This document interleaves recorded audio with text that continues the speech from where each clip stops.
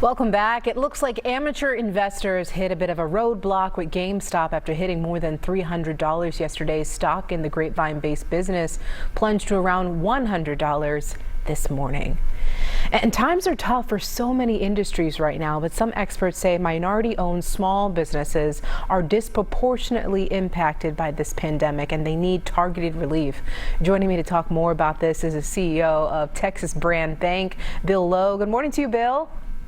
How you doing? Thanks for having me. Of course. Tell us a little bit about Texas Brand Bank.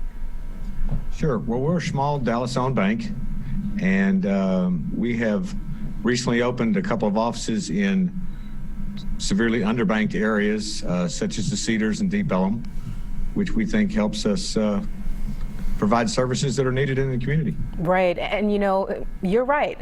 Minority-owned small businesses are being disproportionately impacted by this pandemic. Studies are already out about that. But can you kind of explain why this is happening, how it's happened?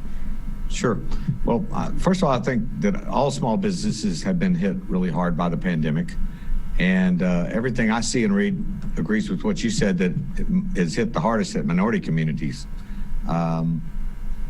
As to why, I think there's a lot of different people have different ideas, but it seems to me that for many of them, it's the fact that they don't have a banking relationship. And that's something that we've tried to provide in these underbanked and underserved communities. All right, so how do you build a banking relationship? Well, the biggest challenge as bankers we face is for people to call or come see us. You know, in order to make a loan or provide any financing, somebody has to ask. And so if I had one message today, it would be to urge, you know, your listeners that if you have a business and you need help, call a bank. Doesn't have to be our bank. Any of the local community banks are happy to help. Banks are actually very awash in liquidity now, thanks to efforts made by the government to bring us out of the pandemic.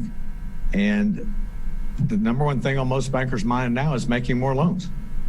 I mean, are there any stipulations? I mean, what could be the worst case scenario where you turn someone away?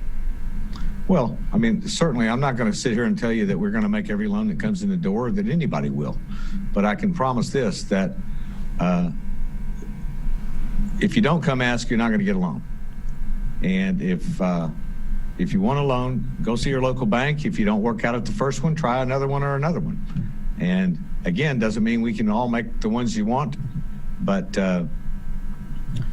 you got to try.